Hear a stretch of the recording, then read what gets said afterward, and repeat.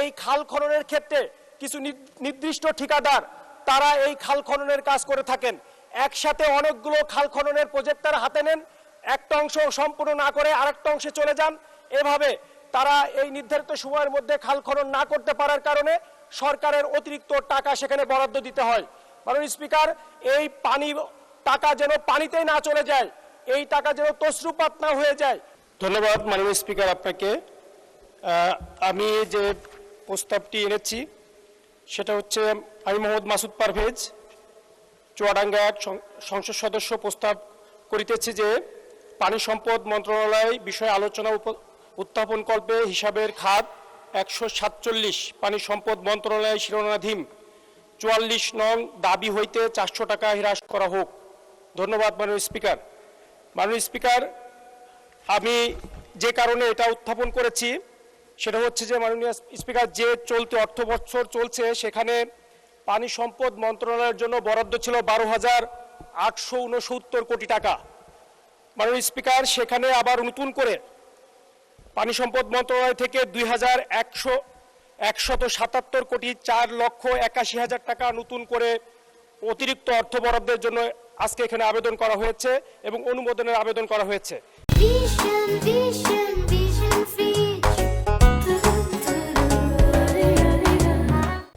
মাননীয় স্পিকার, আমরা জানি বর্তমান সরকারের নির্বাচনী এজেন্ডার একটি গুরুত্বপূর্ণ অংশ ছিল খাল খনন, এবং নির্বাচনের পরপরই এই ব্যাপারে মাননীয় প্রধানমন্ত্রীর উদ্যোগে সারা দেশে খাল খননের জন্য মাননীয় মন্ত্রী মহোদয়গণ দেশের বিভিন্ন কর্নারে চলে গেছেন।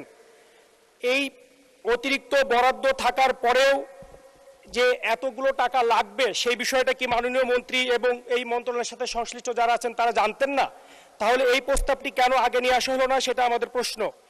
এইটা যথাসময়ে না নিয়ে আসার কারণে এবং এবছর যে অর্থ বাজেট পেশ করা হয়েছে সেই অর্থ বাজেটে আমরা দেখতে পেয়েছি যে 10,577 কোটি টাকা বরাদ্দ চাওয়া হয়েছে, যেখানে 680 কিলোমিটার খাল খনন করা হবে এবং অন্যান্য আরও পরিকাঠামো নির্মাণ করার জন্য পরিকল্পনা দেওয়া হয়েছে।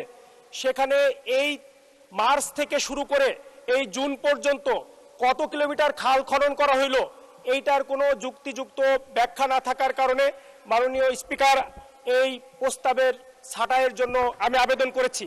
মাননীয় স্পিকার, এই জবাবদিহিতার অভাবের কারণে, এই অপরিণামদর্শী হিসাবের কারণে এবং এই সংবিধানের 91 অনুচ্ছেদ অনুযায়ী সেই সুযোগ থাকার কারণে আজকে আমরা এইভাবেই দেখতে পাই বিভিন্ন মন্ত্রণালয়ে তারা বাজেটের অতিরিক্ত খরচ করে ফেলছেন, সেখানে কোনো জবাবদিহিতা নাই। এই জবাবদিহিতা না থাকার কারণে দেশের সম্পদ লোপাট হয়ে যাচ্ছে। এর পাশাপাশি আমরা দেখতে পাই পানি সম্পদ মন্ত্রণালয়ের বেশিরভাগই বক্তব্য আছে আমাদের দেশটি একটি অনেক সময় মৌসুমী আবহাওয়ার কারণে এই জুন জুলাই মাসে অতিরিক্ত বৃষ্টি হয়। এই সময়ের মধ্যে আগে যদি খাল খনন করা হয় তাহলে বৃষ্টিতে এই খালের আবার ভেঙে আবার যা তাই হয়ে যায়।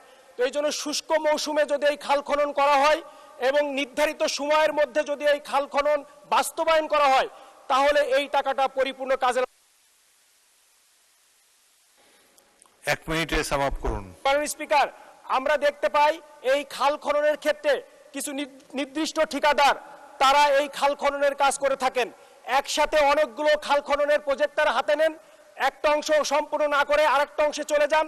এভাবে তারা এই নির্ধারিত সময়ের মধ্যে খাল খনন না করতে পারার কারণে সরকারের অতিরিক্ত টাকা সেখানে বরাদ্দ দিতে হয়। মাননীয় স্পিকার, এই টাকা যেন পানিতেই না চলে যায়, এই টাকা যেন তছরূপাত না হয়ে যায়। এবং মাননীয় স্পিকার, আমার এলাকা চুয়াডাঙ্গা, আমার চুয়াডাঙ্গা এলাকায় একটা মাথাভাঙ্গা নদী আছে, সেই মাথাভাঙ্গা নদীটি মৃতপ্রায় অবস্থায় রয়ে গিয়েছে। একটি কুমার নদ আছে, সেটা দখলপ্রায় হয়ে গিয়েছে।